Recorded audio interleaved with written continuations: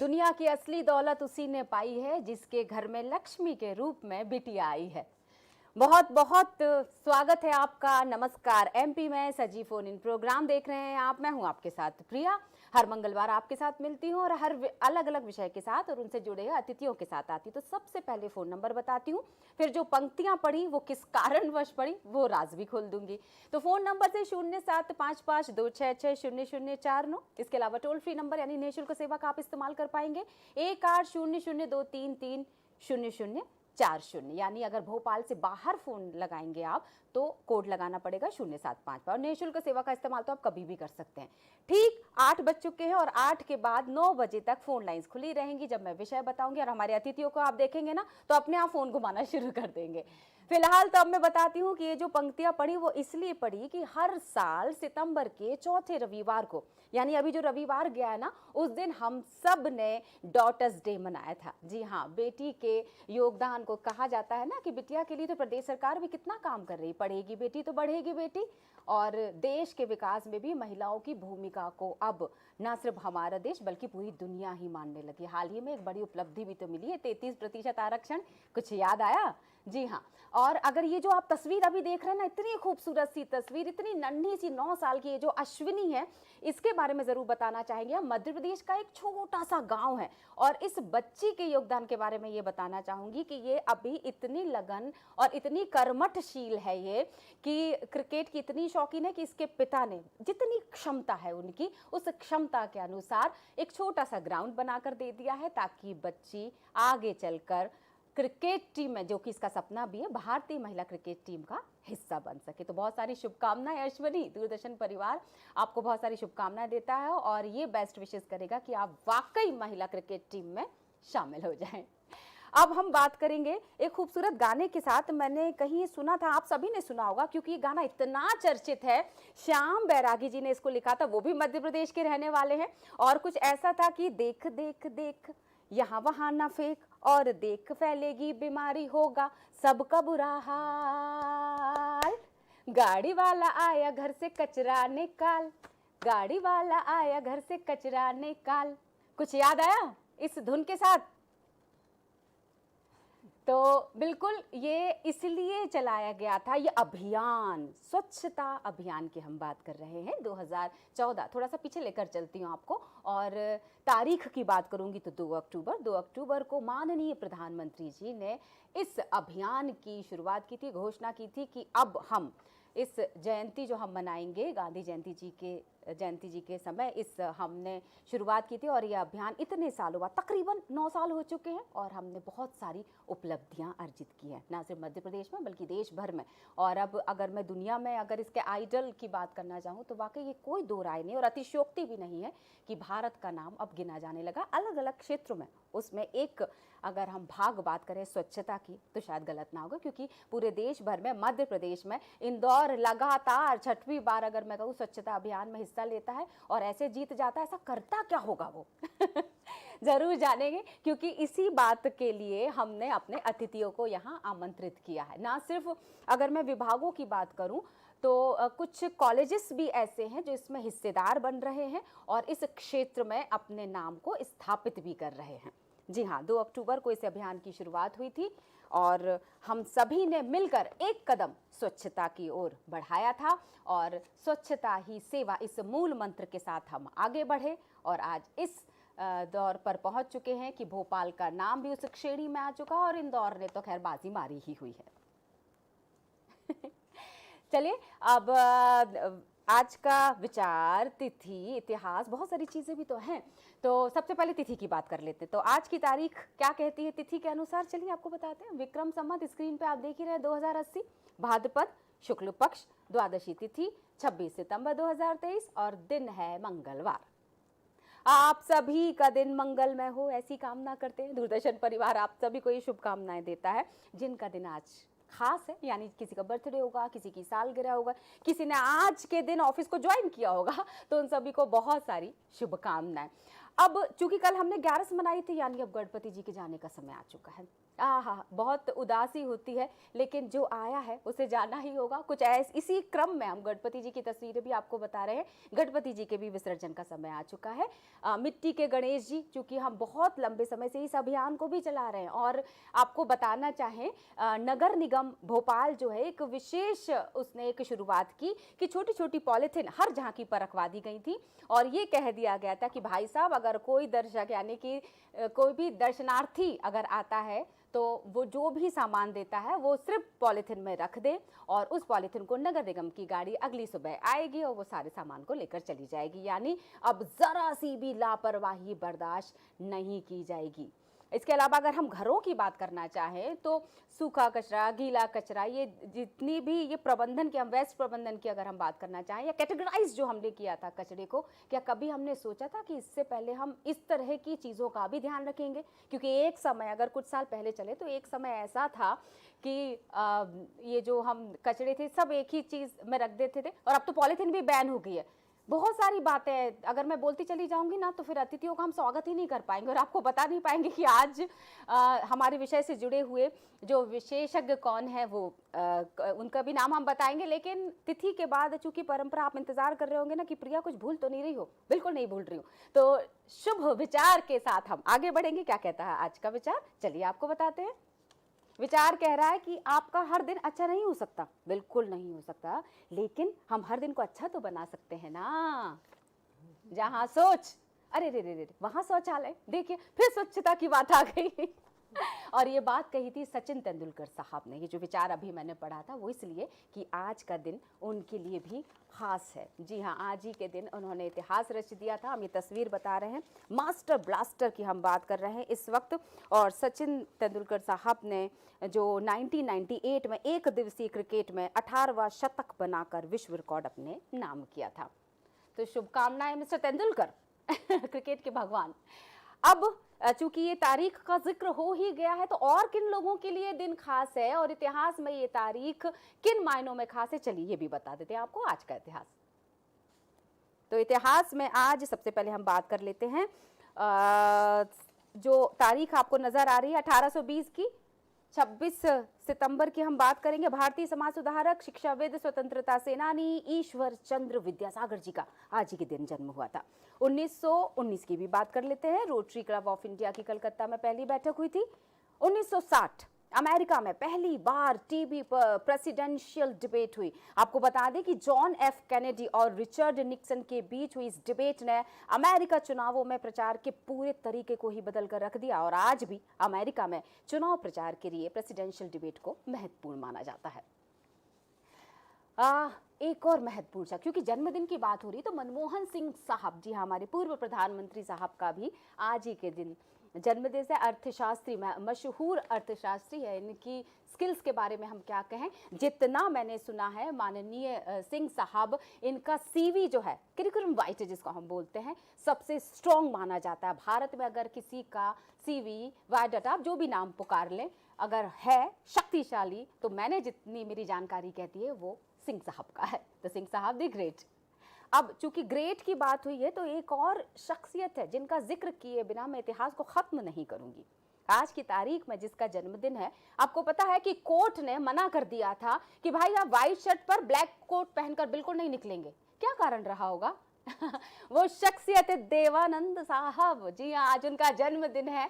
और ये बात इसलिए कही गई थी, वो इतने हैंडसम से, तस्वीर देख लीजिए ना आप, कौन कहेगा, मैं नहीं कह रही, पूरी दुनिया कहती है। और उस वक्त की अगर मैं बात करूं देवानंद साहब की, तो वो इतने ज्यादा, इतनी लड़कियां इतनी क्रेजी थी, और खास तौर से तब जब वो व्हाइट शर्ट पे ब्लैक कोट पहनते थे, ऐसा तक हुआ था हाल की लड़कियां छत से कूद जाती थी। इसलिए कोर्ट ने आदेश जारी कर दिया था कि भाई साहब आप व्हाइट शर्ट पे ब्लैक कोट बिल्कुल नहीं पहनेंगे। चलिए, ये तो हो गई मनोरंजन की बात। अब बात कर लेते हैं थोड़ी सी गंभीरता वाली, जिसकी शुरुआत मैंने की थी। हम आ चुके हैं प्रोग्राम के मध्य में और अब जिक्र करेंगे विषय की। तो विषय मैं आपको संकेत तो कर ही चुकी थी और एक बार फिर से बता देती हूँ, एक कदम स्वच्छता की ओर, स्वच्छता ही सेवा। और फोन लाइंस हमारी खुल चुकी हैं। तो सबसे पहले ये भी बता देती हूँ, डिस्प्ले हो रहा होगा और मैं आपको पहले भी बता चुकी, नोट डाउन आप कर चुके होंगे। परंपरा अनुसार फिर भी बता देती हूँ, 0755266004 और टोल फ्री यानी निःशुल्क सेवा 1800233004। विषय बता चुकी हूँ, विशेषज्ञ के लिए थोड़ा सा सरप्राइज और रखते हैं, थोड़ा सा सस्पेंस रखते हैं, क्योंकि एक खूबसूरत सी डॉक्यूमेंट्री है जिसको हम दिखाना चाहेंगे। तो चलिए सबसे पहले हम इसको देखते हैं।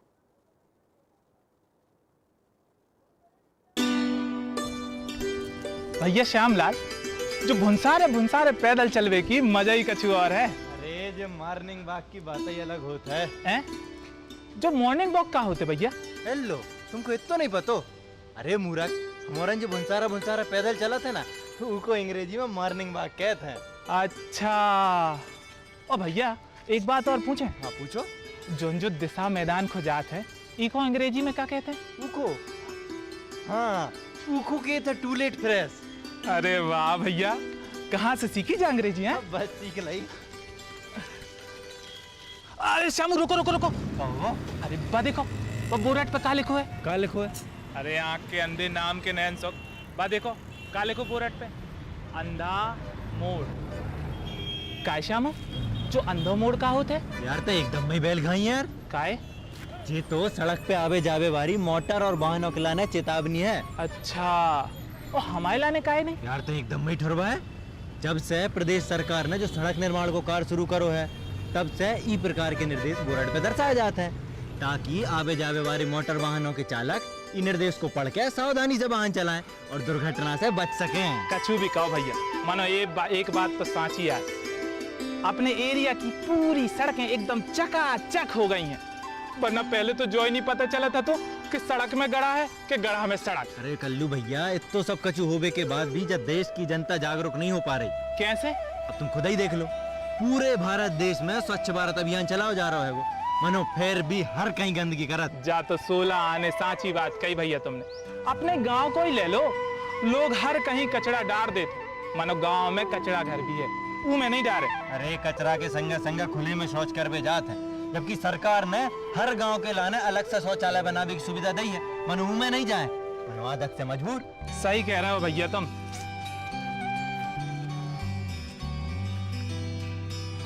अरे राम राम राम राम, छी, पूरी चप्पल ही सन गई। देखा, अब यही बात कर रहे थे और तुमने अपनी आंखन से देख लो। अरे जे और नहीं सुधर बे बारे भैया। ए यार तहसील को अंधेरा ही गाई है।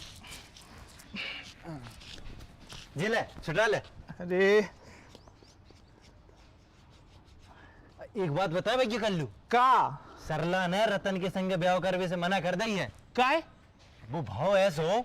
देखो सरला, हम दोनों कई सालों से एक साथ पढ़ते आए हैं, एक दूसरे को अच्छी तरह से जानते हैं और समझते हैं। भूमिका मत बांधो, सीधे मुद्दे पर आ जाओ। क्यों ना हम दोनों शादी कर लें? शादी? प्रस्ताव अच्छा है, पर रतन, मैं अपने पिताजी की मर्जी के खिलाफ जाके कुछ काम नहीं करती। तो नेक काम में देरी क्यों? निकाल लो मोबाइल और जान लो अपने पिताजी की मर्जी। तुम्हें शर्म नहीं आती? मैं लड़की होकर खुद अपने घर में अपनी ही शादी की बात करूंगी, तुम क्यों नहीं करते मेरे पिताजी से बात? लाओ मोबाइल और लगाओ अपने पिताजी का नंबर।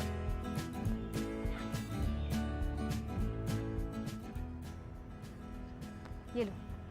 हेलो, कौन बोल रहा है? मैं रतन बोल रहा हूँ। कहाँ से बोल रहे हो? मुंह से बोल रहा हूँ। ए मिस्टर, कंट्रोल। कहाँ है फोन किया है? शादी के बारे में। तो भैया अपने बाप से बात कर, मुझे काहे फोन लगाया है? मुझे अपने बाप से नहीं, आपकी। क्या कहा? नहीं, मेरा मतलब है मैं आपकी सुपुत्री सरला से शादी करना चाहता हूँ। तू होता कौन है मेरी लड़की से शादी करने वाला? एक अदत लड़का। आपकी लड़की। खबरदार, जो मेरी लड़की की तरफ आंख उठाकर भी देखा तो अरे! मैं तेरी आंखें फोड़ दूंगा। अरे वो तो मैं आंखें उठाकर, आंखें झुकाकर कई बार आपकी लड़की को देख चुका हूँ। बेटा, अगर तू मेरे सामने होता तो मैं तेरी अच्छी खबर लेता। अरे पिताजी, आप तो नाराज हो गए, मुझे क्षमा कर दीजिए। दरअसल मैं आपकी सुपुत्री सरला से शादी करना चाहता हूँ, आपका आशीर्वाद चाहता हूँ। देखो बेटा, मेरी लड़की पढ़ी लिखी समझदार है, वो अपना भला बुरा खुद समझ सकती है। अगर उसकी मर्जी है तो मुझे कोई आपत्ति नहीं है। अरे वाह पिताजी, आपकी जय हो, जय हो। सरला, तुम्हारे पिताजी ने सब तुम पर छोड़ दिया है, वो चाहते हैं कि तुम अपनी मर्जी से शादी कर लो, तो फिर मैं हाँ समझूं? देखो रतन, शादी एक दो दिन की बात नहीं है, पूरी जिंदगी का सवाल है। मैं अपनी भी तो संतुष्टि करना चाहूंगी ना। हाँ तो मैं तैयार हूँ। तुम मुझे शादी के बाद में रखोगे कहाँ? अपने गाँव में, अपने घर में। तो फिर मैं तुम्हारा घर देखना चाहूंगी। अभी चलो। अच्छा एक बात बताओ, तुम्हारे घर में शौचालय है? नहीं।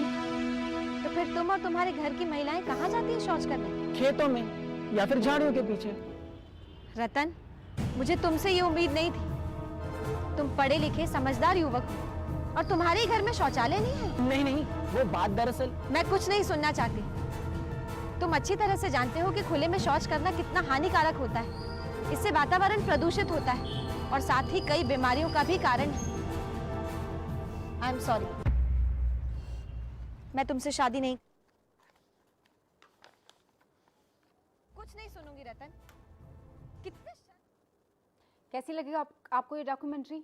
हर बार हम कुछ ना कुछ नया लेकर ही आएंगे, कई बार विषय से जुड़ी हुई और कई बार कुछ ऐसी जिसको देखकर आपके मन में शायद कुछ पहल करने का मन हो जाए। क्योंकि हम स्वच्छता की बात कर रहे हैं तो 2014 मतलब लाल किले की प्राचीर से जब माननीय प्रधानमंत्री जी ने घोषणा की थी स्वच्छ भारत मिशन की, तो किसी ने शायद कल्पना नहीं की होगी तो ये एक जन आंदोलन बन जाएगा और जन जन उसमें भागीदार बन जाएंगे।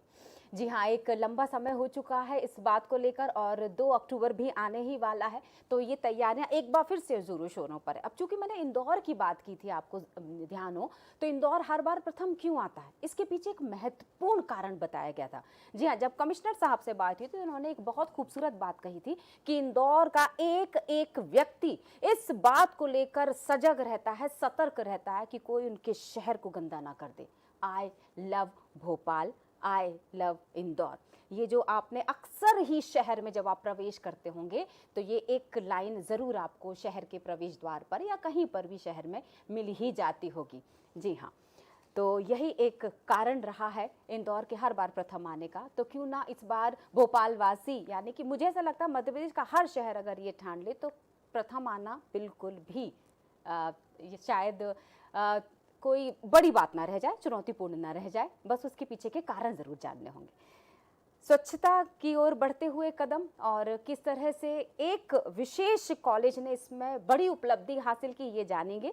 हमारे साथ आज मौजूद हैं करियर कॉलेज की प्रिंसिपल, मैं स्वागत करती हूं मैम का, डॉक्टर चरणजीत कौर मैम जो हैं प्रिंसिपल हैं करियर कॉलेज की ऑटोनोमस भोपाल। बहुत बहुत स्वागत है मैम। मैम के बारे में बताना चाहेंगे 40 साल से भी ज़्यादा समय से एक शिक्षा के क्षेत्र से जुड़ी हुई हैं, 10 साल से एज अ प्रिंसिपल ये अपनी सेवाएं दे रही हैं और तकरीबन 3 साल हो चुका है मैम आपको करियर कॉलेज से जुड़े हुए और 3 साल में ही 3 से ज़्यादा अवार्ड ले चुका है कॉलेज। स्वच्छता के अगर क्षेत्र की मैं बात करूं तो ये ज़रूर उनसे मैं जानना चाहूँगी कि ऐसा क्या कर दिया मैम आपने आने के बाद। लेकिन उससे पहले हमारे साथ एक और अतिथि जुड़े हुए हैं। युवाओं की जब हम बात करते हैं, युवाओं की शक्ति की जब हम बात करते हैं, युवा प्रधान देश में जब युवाओं की उपलब्धियों की बात करते हैं तो एक जाना माना चेहरा भी हमारे साथ है जिन्होंने राष्ट्रीय स्तर पर पहचान बनाई है और सौभाग्य कि वो मध्य प्रदेश के ही रहने वाले, एक छोटे से गांव से निकलकर राजधानी पहुंचे और फिर वो कमाल कर दिखाया कि शुभम चौहान कोई नाम नया नहीं रह गया। बहुत बहुत स्वागत है शुभम जी। शुभम जी के बारे में बताना चाहेंगे, नेशनल यूथ अवार्डी हैं, भारत सरकार विवेकानंद यूथ अवार्डी, मध्य प्रदेश शासन राज्य एवं जिला स्तरीय स्वच्छ भारत समर इंटर्नशिप विनर, 7 सालों से भी ज्यादा समय से सामाजिक सेवा में सक्रिय है, यानी कि जब इंसान करियर के बारे में सोचता है तब ये समाज की सेवा के बारे में सोच रहे थे और शायद यही कारण है कि उन्हें राष्ट्रीय स्तर पर ये पहचान मिली। तो बहुत बहुत स्वागत है शुभम जी। मैम आपसे आगे बढ़ाते हैं अब बातचीत को। दर्शकों को पता चल चुका है कि आप दोनों हमारे साथ जुड़े रहेंगे 9 बजे तक, तो क्या कारण रहा होगा मैम? सबसे पहले तो मैं उपलब्धियां ही पूछ लेती हूँ उस कॉलेज की जहाँ पर आप सेवाएं दे रही हैं पिछले 3 सालों से। नमस्कार डीडीएमपी और उनके सारे जो अफसर्स हैं जिन्होंने इस प्रोग्राम को यहाँ पे ऑर्गेनाइज़ किया, मेरी बहुत बहुत शुभकामनाएं भी हैं कि ये प्रोग्राम ऐसे ही आगे बढ़ते रहें और हमारा जो शहर है वो भी इंदौर शहर की तरह पूरे देश में अपना नाम कमाए। मैं नाम लेना चाहूँगी मैडम हुस्ना जावेद जी का जो कि प्रोड्यूसर हैं और प्रिया मैडम जो हमारे साथ ही बैठी हैं। बहुत बहुत धन्यवाद करियर कॉलेज को ये मौका देने के लिए। मैं बहुत प्राउडली, बहुत गर्व के साथ आपसे शेयर करना चाहती हूँ कि 2017 से लेकर इस महाविद्यालय को बहुत सारे अवार्ड्स मिले हैं जो कि आयुक्त नगर निगम के द्वारा दिए गए हैं और इसको करियर कॉलेज को विशिष्ट सेवा सम्मान भी दिया गया है गवर्नमेंट ऑफ एमपी के द्वारा जी। और इसके अलावा स्वच्छता एम्बेसडर का भी सम्मान प्राप्त हुआ है। और इस साल की उपलब्धि में बताऊं कि ये सारे अवार्ड्स के साथ में, ये तो नगर निगम से हमें हर साल ही मिल रहा है, उसके साथ में हमें वसुधा अवार्ड भी मिला है। क्या बात है। और ये हेल्प बॉक्स फाउंडेशन की तरफ से दिया गया है और उन्होंने एक सोवेन्यूर भी निकाला है जिसमें सारी उपलब्धियों का उसमें लेखा जोखा है और इसमें नंबर 1 पर करियर कॉलेज को स्थान दिया गया है। क्या बात है मैम, तो बहुत सारी मैं आपको शुभकामनाएं। और ये भी बताना चाहूँगी कि हमारे महाविद्यालय की जो मैनेजमेंट है और जो मेरे स्टाफ हैं, स्टूडेंट्स हैं, वो सारे ही इसमें भाग लेते हैं। जहाँ तक स्वच्छता का सवाल है तो एनसीसी, एनएसएस और हमारा ग्रीन क्लस्टर जो कि बॉटनी डिपार्टमेंट देखता है, ये सारे मिलके एक साथ कार्य करते हैं। आप सभी जानते हैं कि स्वच्छता और स्वास्थ्य एक दूसरे से बिल्कुल सही, रिलेटेड है। बिल्कुल सही। एक के बगैर दूसरे की बात हम नहीं कर सकते हैं और यदि हमें स्वस्थ रहना है, क्योंकि स्वस्थ नहीं रहेंगे तो हम वो नहीं प्राप्त कर पाएंगे जो हम पाना चाहते हैं। तो स्वास्थ्य का सीधा सा रिलेशन जो है वो स्वच्छता के साथ है। तो महाविद्यालय में अलग अलग जो दिन मनाए जाते हैं, जैसे हम सब जानते हैं कि पर्यावरण दिवस होता है, अर्थ डे होता है और युवा दिवस होता है, इंडिपेंडेंस डे होता है, रिपब्लिक डे होता है, 2 अक्टूबर को गांधी जयंती का, इस तरह से जितने भी इस तरह से नेशनल फेस्टिवल्स होते हैं उसमें हम ज़रूरी ही ये ट्री प्लांटेशन का कार्यक्रम करते हैं। इसके अलावा मैं आपको बताऊं कि एक सीड बॉल आपने सुने होंगे जिसमें मिट्टी के साथ बहुत सारे बीजों को एक साथ कर दिया जाता है और बॉल के रूप में उसे बनाया जाता है और वो मशीन कॉलेज में इंस्टॉल्ड है। और हमारे महाविद्यालय ने ये अपना डिसीजन लिया है कि 1 मिलियन हम लोग सीड बॉल्स जो हैं वो डिस्ट्रीब्यूट करेंगे और उसमें से 1 लाख जो है वो डिस्ट्रीब्यूट हो चुके हैं। और जो भी महाविद्यालय में हमारे गेस्ट आते हैं, स्टूडेंट्स नए जब प्रवेश करते हैं तो सबको हम सीड बॉल्स भी देते हैं और पौधे भी देते हैं। ये जो रिपब्लिक डे और 15 अगस्त होता है उस दिन सारे स्टाफ को एक एक पौधा जो है गिफ्ट किया जाता है। इस तरह से हम लोग करीब 5000 के करीब पौधे भी डिस्ट्रीब्यूट कर चुके हैं, 1 लाख सीड बॉल्स दे चुके हैं। कॉलेज में जो अब हम कहते हैं कि ये जो कचरा होता है इसका प्रबंधन किस तरह से होता है, तो हमारे पास sewage treatment plant college campus में इंस्टॉल्ड है जिसकी कैपेसिटी जो है 100 KLD है, that is kilo litre per day. और एफ्लुएंट ट्रीटमेंट प्लांट भी है जिसकी कैपेसिटी 3 KLD है। तो ये सारे प्रोग्राम्स हम लोग करते रहते हैं। इसके अलावा कॉलेज के आसपास, जैसे हमारे कॉलेज से बहुत ही पास में सद्भावना चौराहा है, वो जो वहाँ पे जो मूर्ति है उसकी सफाई, उसके आसपास भी पूरी सफाई जो है हमारे स्टूडेंट्स और हमारे स्टाफ मेंबर मिलके करते रहते हैं। जी। जहाँ पर भी स्वच्छता की बात होती है करियर कॉलेज सबसे आगे होता है। मैं आपको ये बताना चाहूँगी कि जिस मैंने वसुधा अवार्ड की बात करी, उसके लिए हमने अप्लाई नहीं किया था। उन्होंने जो हमारी सोशल मीडिया में जो क्लीनिनेस की ड्राइव की जो पोस्ट थी उनसे हमें खुद उन्होंने बुलाया था। तो इस तरह से हम लोग सब मिलके ये कार्य करते हैं। आप सभी जानते हैं कि हमको अगर ये देखना है कि उसका यार्डस्टिक क्या है कि हम लोग पर्यावरण की रक्षा कर रहे हैं या नहीं, उसके लिए ग्रीन ऑडिट होता है, एनर्जी ऑडिट होता है, वो हर साल का हमारा रेगुलर फीचर है। इसके अलावा जो हमारी रूफ टॉप है उस पर हम लोगों ने जो है सोलर पैनल्स जो है इंस्टॉल किए गए हुए हैं, रेन वाटर हार्वेस्टिंग भी किया जाता है। इस तरह से जो भी मैकेनिज्म हो सकते हैं जिससे हम पर्यावरण की रक्षा कर सकें, स्वच्छता को अपना ध्येय बना सकें, हम लोग करते हैं। कॉलेज में डिफरेंट टाइप के जो डस्टबिन्स हैं वो भी इंस्टॉल्ड हैं ताकि जो कचरा है उसका सेग्रीगेशन हो जाए। बहुत बढ़िया। बहुत सारे सवाल काउंटर क्वेश्चन बन रहे थे, लेकिन मैं थोड़ा शुभम जी के पास आना चाहती हूँ क्योंकि वो नगर निगम के स्वच्छ भारत के आप एम्बेसडर रह चुके हैं, अगर मैं गलत नहीं हूँ तो 22 साल की कम उम्र में आपने समाज सेवा करनी शुरू कर दी और तकरीबन 7 साल बाद ही आपको ये अवार्ड मिल गया था, अगर मेरी जानकारी गलत नहीं कहती है। समाज सेवा ही क्यों, और फिर इस स्तर तक आप पहुँच गए कि ब्रांड एम्बेसडर भी बनने लगे मध्य प्रदेश में। धन्यवाद पहले तो आपको बहुत बहुत। और जब हम कॉलेज में आए तो वहाँ पर हमने दीवार पर लिखा पढ़ा कि देश हमें देता है सब कुछ, हम भी तो कुछ देना सीखें। इस भाव के साथ जब हम समाज में आते हैं तो समाज से जो कुछ भी हमारे पास है वो समाज का ही दिया हुआ है।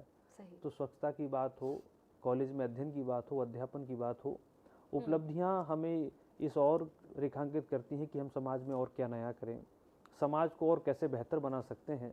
जब महात्मा गांधी जी की आप बात कर रही हो तो उनका पूरा का पूरा जीवन समाज और राष्ट्र के लिए रहा, और जिनकी ही जयंती पर स्वच्छता अभियान की शुरुआत हुई। जी।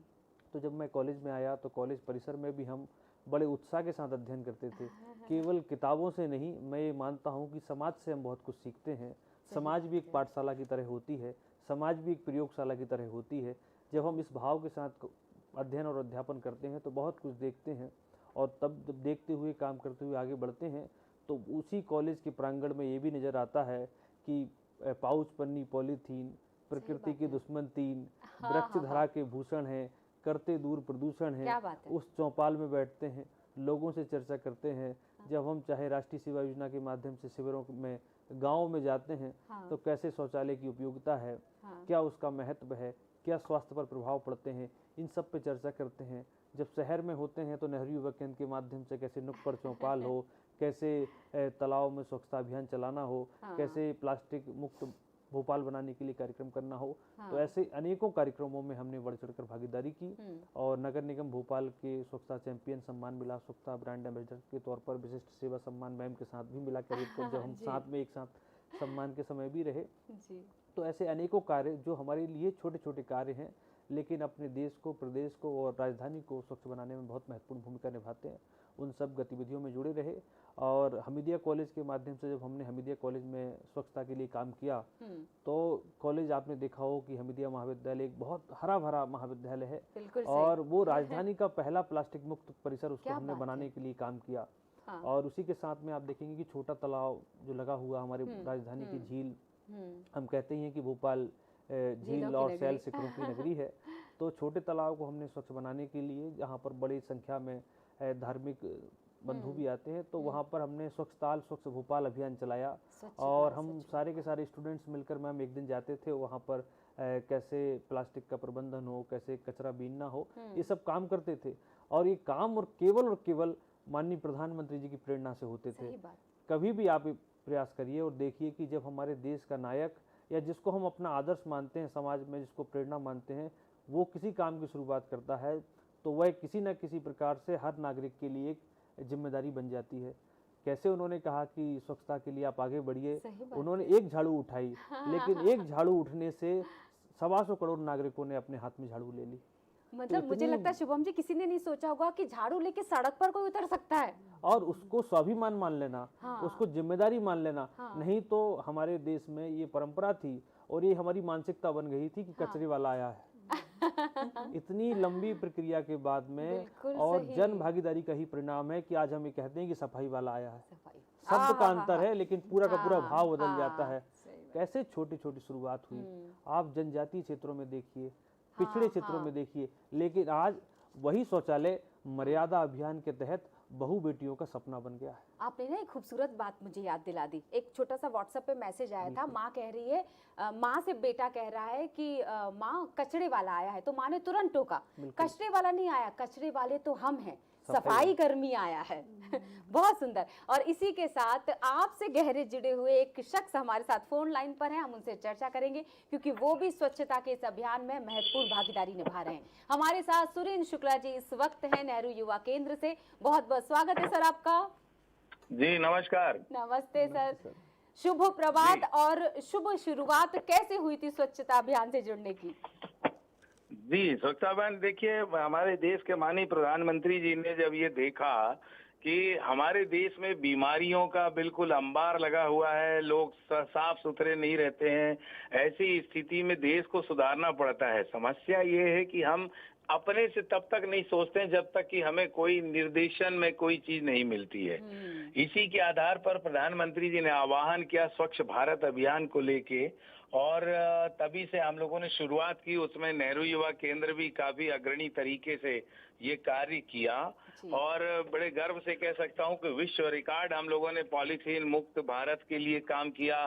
स्वच्छ भारत के लिए हमने जलकुंभियां हटाई, हमारे युवाओं ने गांव गांव घर घर जाकर सफाई अभियान चलाया, और उसी का परिणाम है, देखिए उसी अभियान का परिणाम है कि आज मध्य प्रदेश में इंदौर, भोपाल जैसे शहर पूरे देश में नाम रोशन कर रहे हैं। बिल्कुल सही जी बात। प्रिया जी। जी बिल्कुल सर, युवाओं की अगर हम बात करें, हमारे साथ शुभम जी भी जुड़े हुए हैं, किस तरह जी से हाँ। मोटिवेट करने का काम हुआ, क्योंकि बड़ों का अनुभव और युवाओं का जोश अगर जुड़ जाए तो इस तरह की उपलब्धियां एक क्रम बना लेती हैं। जी हाँ, देखिए शुभम तो हमारे नेहरू युवा केंद्र के रोल मॉडल हैं। ऐसे युवा जब अपने यहाँ काम करते हैं तो निश्चित रूप से मान के चलिए कि हमारे युवाओं को एक नई प्रेरणा मिलती है।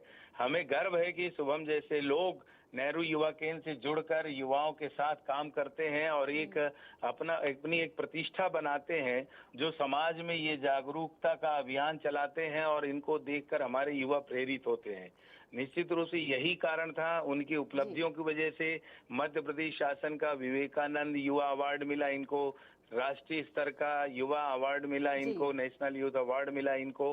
तो ऐसे बहुत सारे युवा हैं जो इनकी तरह काम करते हैं और आगे बढ़ते हैं। लेकिन कुछ युवा ऐसे होते हैं जो अपने पैरों में आंधी तूफान बांध के चलते हैं, जुनून के साथ काम करते हैं और एक शीर्ष स्थान पाते हैं। तो इनकी उपलब्धियां ही इसी बात की हैं कि ये समाज को जागरूक करने के लिए बहुत सारा काम करते हैं। बहुत बहुत शुक्रिया सर जुड़ने के लिए। सुरेंद्र शुक्ला जी थे, और जिस तरह से वाकई ये चर्चा हो रही थी कि युवाओं की सोच पर डिपेंड करता है, क्योंकि कहते हैं ना कि सोच साफ रखो देश अपने आप साफ हो जाएगा, कुछ यही बात है। मैम आपके पास दोबारा आती, चूँकि सोच की बात हो ही गई है, और जब भी ये वर्ड जुड़ता है तो एक और वर्ड अपने आप उसके साथ जुड़ जाता है कि जहाँ सोच वहाँ शौचालय। तो वाकई भारत के अगर परिप्रेक्ष्य में ये बात कहें तो अब वो दूर नहीं है वो दिन जहाँ पर, चूंकि हम पक्के मकानों की तो बात कर ही रहे हैं और शौचालय तो अब हर घर में हो ही चुका है, जो इक्का दुक्का भी रह गई होंगी चीज़ें, उन कमियों को भी हम खत्म कर ही देंगे आने वाले सालों में। किस तरह से युवाओं को आप इनिशिएटिव लेने के लिए इस स्वच्छता, विशेष रूप से अगर इस क्षेत्र की मैं बात करना चाहूँ तो? सबसे पहले प्रिया मैडम, ये हमको समझना पड़ेगा कि एक इंसान है जो सोच लेता है वो कर सकता है, करेक्ट है ना, क्योंकि और जो पिरामिड है डेवलपमेंट में, उसमें सबसे एडवांस जो स्पीशीज़ है वो ह्यूमन बीइंग है। तो अगर गंदा किया है तो हमने ही किया है, तो साफ करना है तो हमें ही करना पड़ेगा। तो ये सोच आनी चाहिए। तो बहुत सुंदर एक कोट है, whatever befalls the sons of the earth, the earth does not belong to the man, man belongs to the earth, है ना। he did not weave the web of life, he is merely a strand in it. Whatever he does to his web, he does to himself. और इसके साथ में वक्त की अहमियत को हमें समझना है। वक्त कहता है कि फिर ना आऊँगा, मुझे खुद नहीं पता तुम्हें हंसाऊंगा या रुलाऊंगा, जीना है तो इस पल को जी लो, वरना किसी भी हाल में मैं इस पल को अगले पल तक के लिए रोक नहीं पाऊंगा। तो युवाओं को जब हम ये बताते हैं कि सोच बदलोगे तो देश बदलेगा, बिल्कुल सही। तो सोच बदलने के लिए इनिशिएटिव जो है वो उनके जो अफसर्स हैं उनको ही लेना पड़ता है। जब राह सही दिखाई जाती है तो फिर बच्चे उस राह पर चल पड़ते हैं। मैंने एक और बहुत अच्छी बात पढ़ी थी कि पहाड़ पर एक लेडी जा रही थी और उसने देखा कि एक बंदे को कुछ भूख लगी है, तो उसने कहा कि उसने अपने पर्स में से कुछ खाना उसको दिया। तो वो खाना जब देने लगी तो उसने देखा कि उसके पर्स में एक प्रेशियस जेम है। तो उसने थोड़ी दूर गया, वापस आके बोलता है कि मुझे वो चाहिए, खाना नहीं चाहिए। तो उसने वो भी दे दिया। तो उसने बिल्कुल एक सेकंड के लिए भी नहीं सोचा। तो वो अगले दिन फिर उसी महिला से मिला और उसने कहा कि मुझे ये जेम भी नहीं चाहिए, मुझे वो सोच चाहिए जिसके कारण आपने एक सेकंड भी नहीं सोचा और इतना प्रेशियस जेम जो था वो मुझे दे दिया। बहुत ही सुंदर। तो हमारे स्टूडेंट्स जो हैं वो बहुत ही लायक हैं और बहुत ओबीडियंट हैं। जिस तरह से हम उन्हें समझाते हैं उस तरह से वो कार्य करते हैं। आप कभी आके कॉलेज देखिएगा कि जिस कमरे में क्लास नहीं लग रही है उस कमरे के फैंस और लाइट्स बंद होंगे। है हमारे कॉलेज में हम लोग इवन पीयूसी चेकिंग का, जो व्हीकल को चेकिंग का, जो पोल्यूशन जांच की जो व्हीकल होती है उसको साल में 2 बार रखते हैं। और एक दिन हम लोग ऐसा रखते हैं जिस दिन नो व्हीकल, मतलब कोई भी जो है व्हीकल कॉलेज में नहीं आएगा, पब्लिक ट्रांसपोर्ट से आएंगे। तो इस तरह से हम इस अभियान से, और बल्कि अंकुर अभियान जो था, जो भी गवर्नमेंट के जो एप्स में जिस तरह से रिस्पॉन्ड करना होता है, अपना ओपिनियन देना होता है, उसमें भी सब लोग बढ़ चढ़ के हिस्सा लेते हैं। आसपास जो स्लम्स हैं वहाँ पर भी अवेयरनेस फैलाते हैं। अडॉप्टेड विलेज है शाहपुर में, जो कि ईट के पास में है, बेरसिया से आगे, वहाँ पर भी सारे अभियान चलाए जाते हैं। क्या बात है मैम, चूंकि आप महिला का जिक्र कर रही थी, एक महिला के बारे में मैं भी जिक्र कर लेती हूँ हमारे दर्शकों के साथ। एक महिला ने ब्रांडेड आउटलेट से कॉफी ली और उस कॉफी को पीने के बाद उस मग को यूं ही सड़क पर फेंक दिया। आपको पता है उस ब्रांड की आदत ये है कि उस कप के नीचे उनका नाम लिखा हुआ था महिला का। तो एक सदस्य जो वहां से गुजर रहा था, उसने उस कप को उठाया, उस महिला का नाम पढ़ा, उस ब्रांड को देखा और उस आउटलेट में जाकर उस महिला को बुलाया गया और उनको इतनी खरी खोटी सुनाई गई कि उन्होंने ये तय कर लिया कि आज के बाद ना सिर्फ वो सड़क को गंदा करेंगी, बल्कि वो जागरूकता भी फैलाएंगी कि ऐसे काम नहीं करने। तो कुछ ऐसे उदाहरण भी होते हैं। टोका टाकी बहुत ज़रूरी होती है अगर सही दिशा में की जाए तो। हमारे साथ एक और सदस्य जुड़ चुके हैं फोन लाइन पर, कुछ और लोगों से हम फोन पर चर्चा करते जाएंगे। मेजर मनोज जी हैं, एनसीसी ऑफिसर हैं, एएनओ, और हम उनसे बातचीत को आगे बढ़ाते हैं। मेजर साहब, बहुत बहुत स्वागत है आपका।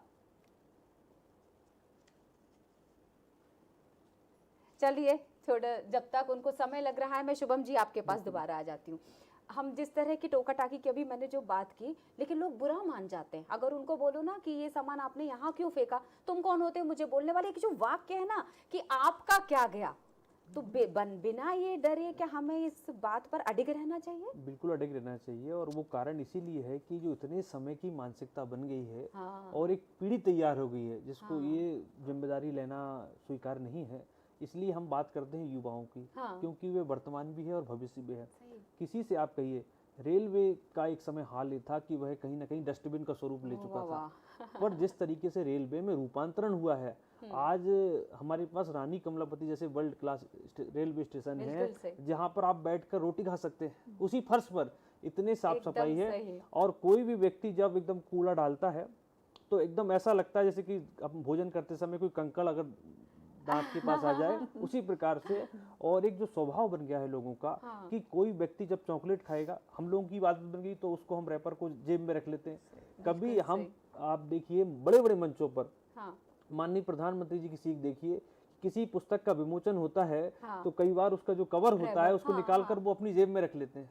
तो इस तरह का जब आचरण होता है समाज में, हम आचरण को देखकर बहुत कुछ सीखते हैं। हमारा व्यवहार बोलता है, हमारी भाषा बोलती है, हमारी शैली बोलती है। हम जो करते हैं समाज में, वही एक समय के बाद में किसी अन्य व्यक्ति के लिए आचरण और बन जाता है। तो जो आदत रही लोगों की कि टोकना हो या रोका टोकी अभियान चलाया, कोविड के समय हमने देखा, लेकिन उससे पहले रोको टोको अभियान चलाया। गांव में जब लोग लोटा लेकर निकलते थे, एक बहुत बड़ी परंपरा थी कि लोटा लेकर जब सड़क पर किनारे जाते थे, तो उस समय रोको टोको अभियान जो चला, और उसमें हमारे गांव के जो छोटे छोटे बच्चों, देखिए बदलाव केवल और केवल शहरों तक सीमित नहीं है। हम गांव की बात करते हैं तो गांवों में भी आज एक क्रांति का काम हुआ है। लाखों की संख्या में टॉयलेट बने हैं। पूरे के पूरे गांव, कई गांव ऐसे हैं जो पूरी तरह से स्वच्छता के प्रहरी बन चुके हैं। शुभम जी, मैं यहीं से बातचीत को आगे बढ़ाने वाली, क्योंकि आप भी गांव से संबंध रखते हैं, तो वाकई आप बता पाएंगे कि किस तरह का परिवर्तन आपने देखा। लेकिन एक हमारे साथ कॉलर, जो कि मनोज जी से हम चर्चा करने वाले थे, किसी कारणवश तब बात नहीं हो पाई थी। मेजर मनोज जी हमारे साथ इस वक्त फोन लाइन पर है, एनसीसी ऑफिसर, और बहुत बहुत स्वागत करते हैं मनोज जी आपका। नमस्कार मैडम। मनोज जी, एनसीसी की जब हम बात करते हैं तो अपने आप ही अनुशासन की एक तस्वीर सामने आ जाती है। किस तरह से आप बच्चों को एजुकेट करते हैं, अनुशासित करते हैं, और सबसे महत्वपूर्ण कड़ी क्या होती है इसकी? हेलो जी मनोज जी, आवाज पहुंची आप तक मेरी? हाँ, आवाज थोड़ी धीमे आ रही मैडम। अभी आई? हाँ, थोड़ी चलिए मैं अपनी आवाज को और बुलंद कर देती हूँ। अनुशासन की जब हम बात करते हैं एनसीसी में, हाँ जी, स्वच्छता को लेकर, जो कि जब हम कॉलेजेस की बात कर ही रहे हैं, खासतौर से करियर कॉलेज की, तो किस तरह से बच्चों को आप अनुशासित करते हैं कि सबसे पहले स्वच्छता उसकी एक महत्वपूर्ण कड़ी होती है अनुशासन की? बिल्कुल बिल्कुल जी। स्वच्छता की कड़ी तो मैडम ये है कि अपन बच्चों को अपने अपने घर से ही शुरू करवाते हैं। हम तो बोले आप अपने घर से शुरू करें, घर के आसपास के एरिया साफ करें, हर चीज की कड़ी अपने स्वयं से शुरू करें। पहले आप अपने आप को स्वच्छ रखें, सब समाज को अपने जहाँ से एरिया में अपन रह रहे हैं वहाँ स्वच्छ रखें, तो ऑटोमेटिक सारी चीजें स्वच्छ होती जाए। जी ना जी। ये अपन सिखाते हैं बच्चों को कि भैया पहले ही स्वच्छता, अपने मान लो कॉलेज है तो कॉलेज से करें, अपने घर से करें, शुरुआत अपने से शुरू करें, ताकि अपन जब स्वच्छ रहेंगे तो अपन सामने वाले को भी बोल सकते हैं कि आप स्वच्छता का ध्यान रखिए, हाथ धो के खाना खाइए, हाथ धो कर खाइए, कपड़े स्वच्छ पहनिए, आसपास के एरिया साफ करिए, पन्नी का भी प्रयोग ना करिए। ये सब चीजें बच्चों को सिखाते हैं और बच्चे भी इस चीज को समाज में फैलाते हैं। चलिए, तो ये सवाल ही रख लेती हूँ कि एनसीसी में आने से पहले बच्चों का व्यवहार और आपके साथ जुड़ने के बाद बच्चों में आया परिवर्तन, क्या देखते हैं आप?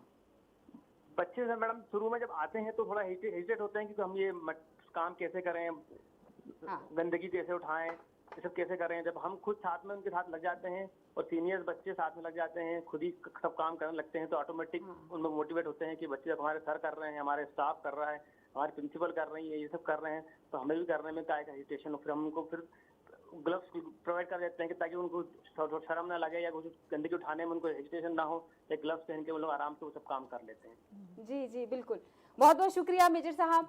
और आप भी हमारे साथ जुड़ सकते हैं। दर्शकों से एक बार फिर से अनुरोध करती हूँ, बहुत कम समय बचा है, मुझे लगता है अभी तक शुभ प्रभात हुई नहीं कि आप लोगों की 0755266004 1800233004। कहाँ रह गए आप सीमा, रीमा जो भी सदस्य इस वक्त सुन रहे होंगे हमारे सजीव फोन इन कार्यक्रम में हमारे अतिथियों को। शुभम जी, चूंकि अभी ग्रामीण क्षेत्र की बात हो रही थी, कहते हैं कि जो व्यवस्थित होता है वो स्वच्छता का ध्यान रखता है और जो स्वच्छता का ध्यान रखता है वो स्वस्थ रहता है। व्यवस्था कितनी महत्वपूर्ण है? व्यवस्थागत तरीके से बात करें तो ग्रामीण लेवल पर, पंचायत लेवल पर भी ये बहुत सारे प्रकल्प तैयार हो गए हैं। भारत सरकार और राज्य सरकार ने भी स्वच्छता के लिए अलग से बजट ग्राम पंचायतों को दिया है, और जो ग्राम पंचायत अपने आप में पूरी तरह स्वच्छ है उनको भी प्रोत्साहित करने का काम किया है। स्वच्छता की रैंकिंग की जो बात है, वो स्वच्छ शहरों में भी जो रैंकिंग की व्यवस्था है, उसी तरह गांवों में भी स्वच्छता की रैंकिंग की व्यवस्था है। बहुत कम लोगों को पता है कि जब स्वच्छता सर्वेक्षण हुआ, ग्रामीण स्वच्छता सर्वेक्षण हुआ, तो भोपाल जिला देश का सबसे स्वच्छ जिला था ग्रामीण स्वच्छता सर्वेक्षण में। इसी प्रकार से जो छोटी छोटी ग्राम पंचायतें हैं, जनपद पंचायतें हैं, वहां पर भी बहुत क्रांतिकारी बदलाव हुए। आपने एक नाम सुना होगा कुंवरबाई का। बिल्कुल सुना है। छत्तीसगढ़ की कुंवरबाई जो कि एक जनजाति और वनांचल की महिला थी, रोंगटे खड़े करते जब हम उनकी कहानियां सुनते हैं।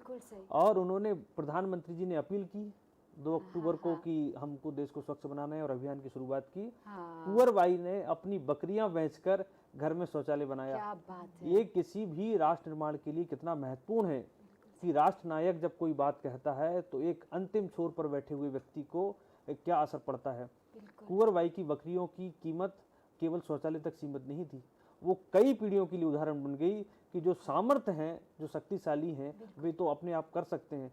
लेकिन कुंवरबाई जैसे अनेकों नायक समाज में हुए, और जब प्रधानमंत्री जी ने मन की बात में अनेकों नायकों का जिक्र किया और उसमें आकाशवाणी और दूरदर्शन ने महत्वपूर्ण भूमिका निभाई, तो मन की बात के माध्यम से ऐसे अनेकों नायकों को, चाहे वो जल प्रहरी हो, स्वच्छता प्रहरी हो, स्वच्छता कर्मी हो, स्वच्छता दूत हो, स्वच्छता चैंपियन की बात हो, स्वच्छता लीग की बात हो, ये शब्द, स्वच्छता मित्र हो, स्वच्छता कर्मी हो, तो ये शब्द हमने कब सुने थे?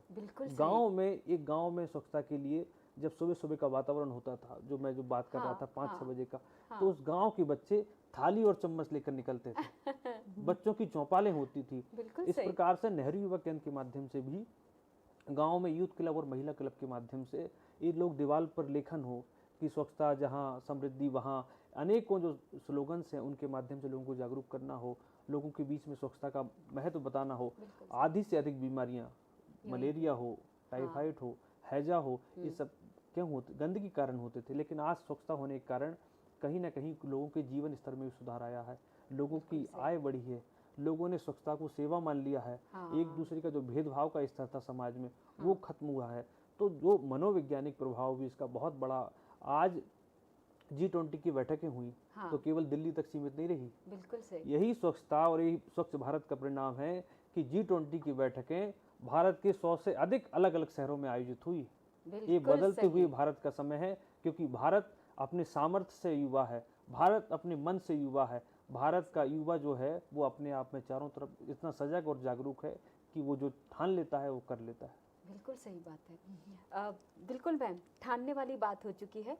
ये जो कॉलेज से, मैं इस शिक्षा के विभागों की बात करूं या फिर मैं स्कूलों की भी बात कर लेते हैं, हम इसको शामिल कर लेते हैं, आपका उसमें भी अनुभव रहा है ये वो पानी है जो ठहरा हुआ नहीं रहता, पानी बहता चला जाता, मतलब हर साल नए छात्र आते हैं, मतलब आपका वो क्रम कभी रुकता नहीं है। छात्र आते हैं, चले जाते हैं, और फिर उनको उसी उत्साह के साथ, उसी जोश के साथ उन्हें एजुकेट करना। क्या आपने जब शुरुआत की थी 3 साल पहले और अब 3 साल में, ये जो सफर जो आगे बढ़ता चला जा रहा है, क्या रहा परिवर्तन? उस बदलावों पर भी हम बात करेंगे, और कुछ ऐसी उपलब्धि किसी छात्र विशेष का भी आप जिक्र करना चाहें तो इस कार्यक्रम के माध्यम से। हाँ जी, हाँ। सबसे पहले तो मैं अपने आप को बहुत ज़्यादा भाग्यशाली मानती हूँ, बहुत फॉर्चुनेट मानती हूँ कि मैंने जब अपना कार्य शुरू किया था तो मैं 2nd क्लास की क्लास टीचर थी। Of course it was only for 15 days, पर मैंने स्लोली ग्रो किया है। तो फिर जब एक कॉलेज में जब मैंने ज्वाइन किया तो वहाँ पर साइंस फैकल्टी मेरे ज्वाइन करने पर ही शुरू हुई, और मैं वहाँ पे साइंस की डीन बनकर वहाँ से निकली। फिर मैंने एज प्रिंसिपल कार्य किया। तो मैं ये कहती हूँ कि एक अकेला इंसान कुछ नहीं कर सकता। जब हम लोग मिलते हैं, अभी थोड़े दिन पहले ही गडकरी जी ने बहुत अच्छी बात कही थी कि जब ए व्यक्ति कार्य करता है तो ए स्क्वायर होगा, और माने उसने ए स्क्वायर कार्य किया, और बी व्यक्ति ने बी स्क्वायर कार्य किया, तो टोटल वर्क डन हुआ ए प्लस बी स्क्वायर। लेकिन जब ए और बी एक साथ मिल जाते हैं तो फिर टोटल कार्य होगा ए प्लस बी होल स्क्वायर। तो माने, और उसको हम जब ब्रैकेट को हटाते हैं, स्क्वायर करते हैं, तो हमारे पास आता है A square plus B square plus twice A B. तो बोला कि पहले ए प्लस ए स्क्वायर और बी स्क्वायर था, पर 2ab तब आया जब ए और बी एक साथ जुड़ गए। तो बोला कि हम लोग जब एक कारवां की तरह चलते हैं, मैंने जैसे अपना कार्य शुरू किया, स्टूडेंट्स मुझसे मिलते हैं, कुछ ऐसा ईश्वर की कृपा है कि मुझसे जुड़ जाते हैं। आरडीसी में हमारे स्टूडेंट्स जाते हैं, वो अपने एएनओ को, अपनी जो प्रोग्राम अफसर हैं एनएसएस के, उनसे तो बात करते ही हैं, पर वो मुझसे भी वो चीज़ें शेयर करके अपने आप को बहुत क्या कभी इस तरह की केयर की कॉलेज के स्वच्छता को लेकर, कैंपस को लेकर, उस परिसर में किसी अव्यवस्था को लेकर आपके पास आए हों? हाँ जी, मैं जैसे अभी मनोज सर बता रहे थे कि स्टूडेंट्स को हम मोटिवेट करते हैं कि आप अपने घर के आसपास भी और कॉलेज में और कॉलेज के कैंपस में भी सफाई अभियान चलाएं। और जब वो आते हैं तब उनमें थोड़ी सी हिच होती है, they do not want to undergo this कि भैया हमारे घर में तो मेड्स हैं तो हम लोग तो ये कार्य नहीं करेंगे। पर जब वो देखते हैं कि हम लोग सब मिलके कर रहे हैं तो slowly they become the leaders. फिर वो ये देखते हैं कि अगर किसी दूसरे ने भी किया है तो उसको वो समझाते हैं कि ये हमारा कॉलेज है, ये हमारा परिसर है, बल्कि परिसर के आसपास भी। और समझाने का क्या तरीका होता है? मुझे लगता है जो फोन लाइन पे जुड़ी हैं सदस्य, उनसे मैं इस सवाल को रख लेती हूँ। हमारे साथ इस वक्त हैं डॉक्टर जसविंदर मेहता, बॉटनी विभाग के साथ ग्रीन क्लस्टर की प्रमुख भी हैं। बहुत बहुत स्वागत है मेहता मैम। मैम आवाज पहुंची आप तक? हेलो जी मैम, स्वागत है आपका। मुझे लगता है टीवी का वॉल्यूम हम कम कर लेते हैं और आपसे बातचीत शुरू कर देते हैं। हेलो मैम, आवाज पहुंच रही है आप तक मेरी? जी जी, आवाज आ रही है जी। बहुत बहुत धन्यवाद मैम, स्वागत है आपका। मैम, अभी चर्चा हो रही थी कि शिक्षक जो होता है वो एजुकेट करने का जब काम करता है तो अलग अलग केवल किताबी ज्ञान नहीं देता, व्यवहारिक ज्ञान भी देता है। आप महत्वपूर्ण विभाग से जुड़ी हुई हैं, महत्वपूर्ण विषय है आपके पास। किस तरह से आप एजुकेट करती हो, किस तरह से आप बताती हैं बच्चों को कि पर्यावरण को स्वच्छ रखना कितना जरूरी है? हेलो, नमस्कार जी। बहुत अच्छा प्रश्न किया आपने। सबसे पहले मैं ये बताना चाहूँगी कि किसी भी कार्य के लिए विजन होना बहुत ज़रूरी है। तो हमारे माननीय प्रधानमंत्री जी ने जो विजन दिया कि क्लीन इंडिया ग्रीन इंडिया, उसके अंतर्गत हम लोग काम करते हैं। और हमारे कॉलेज के विजनरी फॉर्मर फाउंडर चेयरमैन जो है विष्णु राजौरिया जी, चेयरमैन एट प्रेजेंट जो है मनीष राजौरिया जी, और उनका vision clean India green India को लेकर आगे बढ़ते हैं। और ये ग्रीन क्लस्टर क्लब हमारे कॉलेज में बनाया गया है और उसी के अंतर्गत हम उसी के बैनर के अंडर बच्चों को सिखाते हैं कि किस तरह से उनको काम करना है, किस तरह से अपने कैंपस को क्लीन रखना है।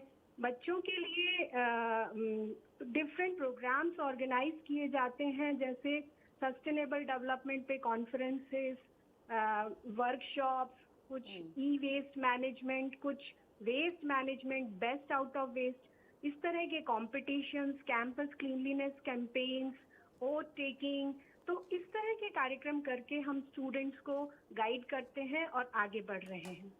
जी जी बिल्कुल, thank you so much ma'am हमसे जुड़ने के लिए। क्योंकि समय कम है इसलिए आपसे एक ही सवाल रखवाई, लेकिन उम्मीद है कि आने वाले समय में शायद हम स्क्रीन शेयर कर रहे होंगे अन्य सवालों के लिए। शुभम जी, जिस तरह से आप भाषण भी देते हैं बहुत अच्छा हालांकि ये वर्ड कुछ ऐसा होता है कि ताने के रूप में भी लिया जाने लगा है कि क्यों भाषण दे रहे हो, लेकिन बहुत ज़रूरी होता है लोगों को एजुकेट भी करना।